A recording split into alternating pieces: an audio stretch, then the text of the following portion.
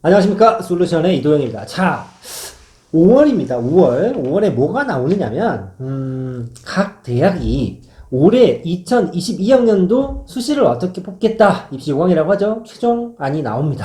그리고 더불어서 뭘 얘기했냐면, 여러분들 뉴스에서 3년 예고제부터 시작해서 내년에 학생을 어떻게 뽑을 건지 대충 큰 틀의 플랜을 내놔봐라. 라고 해서 전형 계획이라는 걸 발표하죠. 그래서 며칠 전에 대부분의 학교에서 2023 전형 계획을 발표했습니다. 자, 올해 입시 하도 몇 번 얘기 말씀드렸습니다만, 정시가 좀 늘어난 학교가 있다. 이런 걸 좀 관심을 가져야 되고, 추천과 교과 전형이 좀 생겼다. 이런 거 좀 화두라고 얘기 말씀을 드렸습니다만, 어찌됐든 2023학년도, 다시 말해서 현재 고등학교 2학년 학생들이 내년에 대학을 갈 때 어떤 식으로 학생을 뽑겠다라는 계획이 나온 것이죠. 그래서 큰 틀을 알고 준비하면 분명히 여러분 입시라는 거 생각보다 굉장히 외로운 싸움입니다.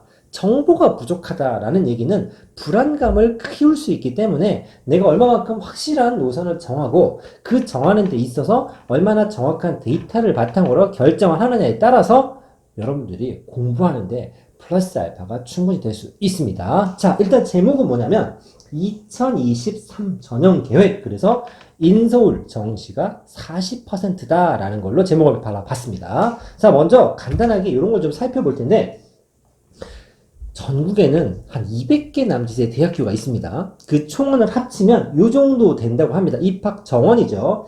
2020학년도 34만 7,866명부터 시작해서 보시면 조금씩 줄어들기 시작합니다. 실제로 올해 수능까지도 정원은 조금 더 줄어들었습니다. 그런데 모집 인원이죠. 근데 내년에 소폭 늘어났죠. 소폭 늘어났습니다. 그래서 올해보다는 내년에 대학 들어가는 게 먼지만큼 정도 될 수도 있겠습니다만 내가 가고자 하는 학교가 훨씬 중요한 건 물론 맞습니다만 살짝 늘었다. 이 정도를 보시고, 자, 그러면 인서울에 있는 학교들이 정시를 많이 뽑는다고 하는데 어떤 일이 생겼냐면, 자, 이 16개 대학입니다. 이게 1위부터 16위가 아닙니다. 대충 16개인데 이름 딱 보시면 알겠지만 제가 가나다 순으로 정리를 했는데 건대, 경희대, 고대, 광운대, 동국대, 서강대, 시립대, 서울대, 서울여대, 성대, 숙대, 숭실대, 연대, 중대, 외대, 한양대까지 이 중에 하나 얻어 걸려도 땡큐하다. 이런 학교들이 다 포진이 되어 있지요. 그래서 서울에서도 상위권 학교들이 다 들어있는데 2019년도에 이런 일이 있었습니다. 여러분들 종합전형이라는 거 아시죠? 이게 취지는 굉장히 좋은데 자잘한 사건이 좀 있었습니다. 그러다 보니 이 교육부에서 종합전형 취지는 좋은데 뭔가 좀 투명성이 부족해. 그래서 공정성 강화 방안. 그러면 뭔가 좀 명확한 기준으로 학생을 좀 뽑아야 되겠어라고 쉽게 생각한 게 바로 정시입니다. 그래서 너무 학종에 몰빵하지 말고 어째라 적당한 인원은 명확하게 점수로 선발하는 실력, 시험으로 뽑는 수능을 뽑아라 라고 해서 점진적으로 늘려서 내년에는 40%를 전부 다 맞춰라. 다른 학교들도 권고사항이긴 하지만 이 16개 대학은 무조건 맞춰라고 때려 박았습니다. 그래서 올해도 많이 늘었지만 올해보다 내년은 더 늘어난다는 얘기죠. 어느 정도 늘어나냐면, 자, 정원 내외 합산 기준 서울대 40.2%, 올해 30 몇 프로였는데 연대, 고대도 40.0, 40.1 이렇게 해서 논술과 수시 이유를 합치면 거의 50%가 된다라는 얘기인데, 자, 여기서 조금만 더 보충 설명을 좀 하겠습니다. 정원 내가 있고 정원 외가 있는데, 정원 외는 뭐냐면 원래 정해진 인원보다 플러스 알파로 뽑는 겁니다. 즉 다른 정원을 까먹지 않는다라는 얘기죠. 막 외국 유학생들을 뽑는다든가 실제로 뭐 현장에서 일하던 그 사람들을 따로 교육하는 과정을 뽑는다든가 좀 특이한 전형들이 좀 있는데 그걸 합쳤을 때 턱걸이로 40.0, 40.1, 40.2 쪼잔하지만 0.1점 차이로 칼같이 40%를 딱 맞춰놨습니다. 자, 그러면 여기 빨간색으로 50% 써놨습니다 라는 얘기가 무슨 뜻이냐면, 의외로 수시로 학생을 모집을 했을 때 등록을 안 하는 경우가 좀 있습니다. 안 할래, 나 그냥 관둘 거야 라고 해서, 또는 특이한 과들 몇 개는 인원을 못 채우는 경우도 가끔 있습니다. 그러면 그 인원이 정시로 넘어가죠. 물론 비율이 엄청나게 높진 않지만 그래도 정시 40.0%에 몇 퍼센트 정도는 플러스 알파가 될 수도 있습니다. 그리고 여러분들 분명히 수시 전형에 논술 전형이라는 게 있는데 이게 논술 공부를 해보신 분은 알겠지만 특히나 이과는 논술 공부하는 거랑 수능 공부하는 거랑 그 궤가 크게 다르지 않습니다. 이러면 수능을 기반으로 하는 전형이 반땅이다라고 해석을 해도 크게 무리가 안 될 수도 있다라는 얘기죠. 물론 그런 식으로 설명하시는 분도 있고 그렇지 않을 수도 있습니다만 대충 절반 가까이 정시가 확대가 되었다고 봐도 무방하다 이런 얘기입니다. 자, 전체 대학 정시 규모는 22.7, 23.0, 24.3 가다가 실은 내년에 22.0으로 살짝 줄었죠. 자, 제목이랑 뭐가 좀 안 맞죠.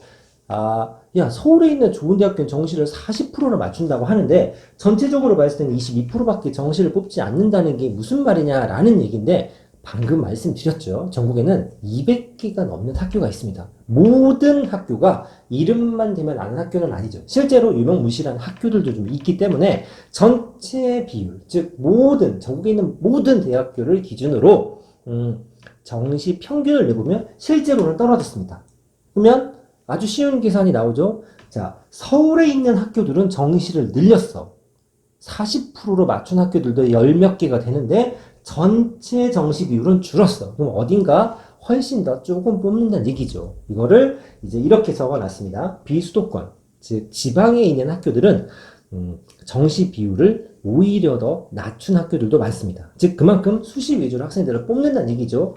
뭐 시쳇말로 우리가 흔히 말하는 지방에 있는 듣보잡 학교들 같은 경우는 정시로 학생들을 모집할 수가 없어요. 굉장히 어렵습니다.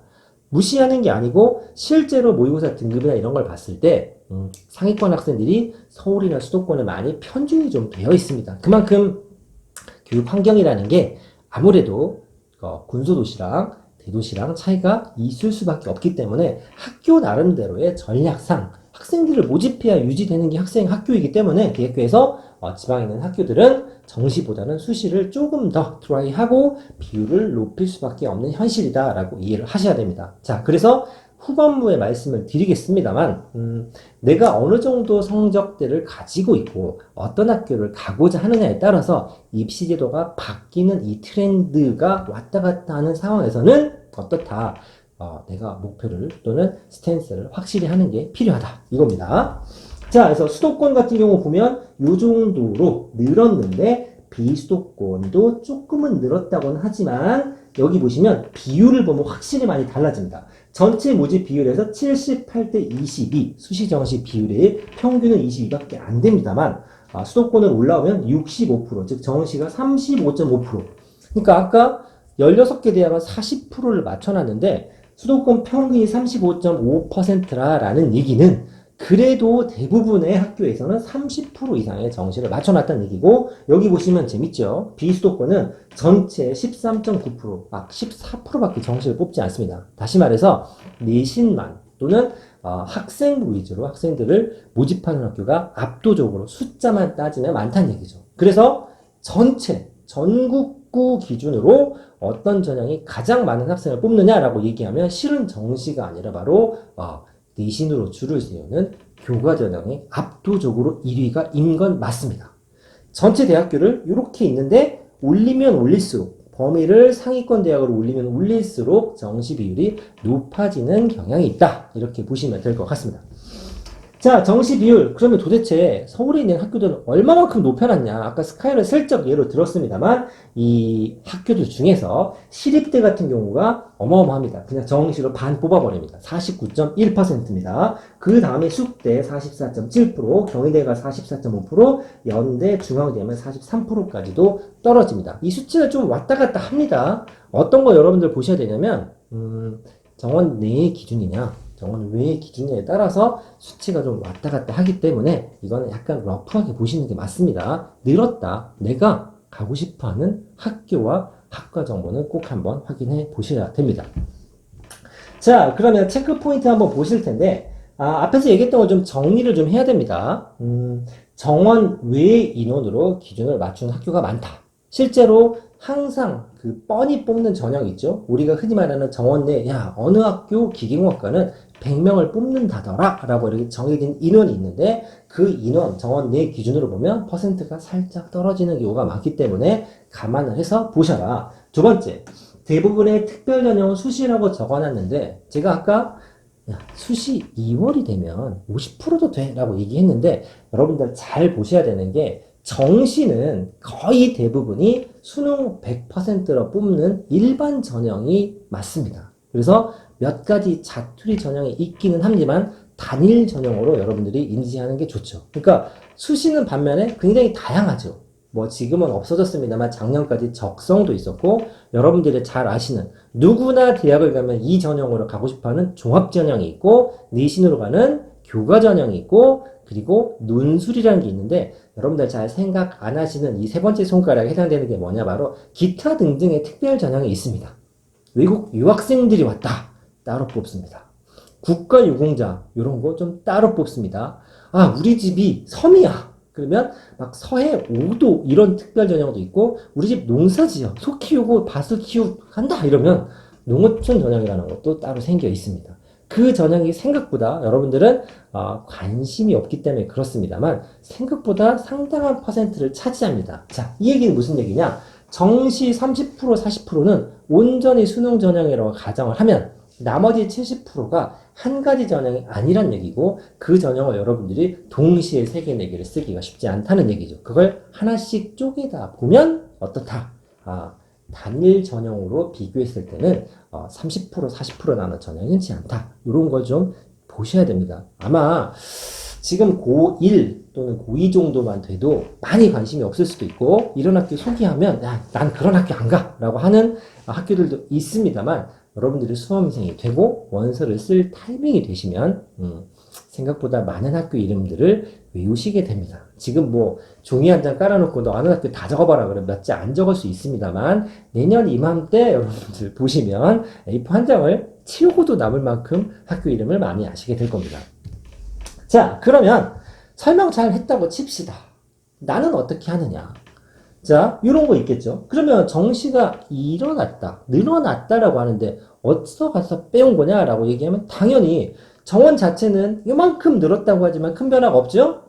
인구가 주는데 대학 정원을 늘린다. 말이 안 되죠. 그러면 어디선가 빼왔으니까 정시가 늘었다는 얘기는 다른 데서 줄었겠죠? 대부분 어디서 빼오냐면 종합과 논술에서 많이 빼왔습니다.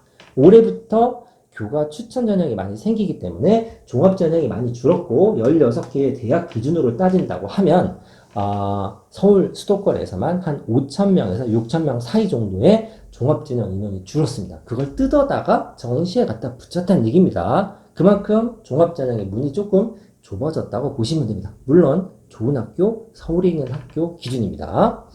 자, 그러면 내가 앞으로 좋은 대학을 가고 싶은데 어떤 작전을 써야 되느냐? 뭐 세세한 사용담을 영상에서 말씀드리긴 좀 어렵고 상중하 정도로 한번 나눠서 생각을 좀 해봤습니다.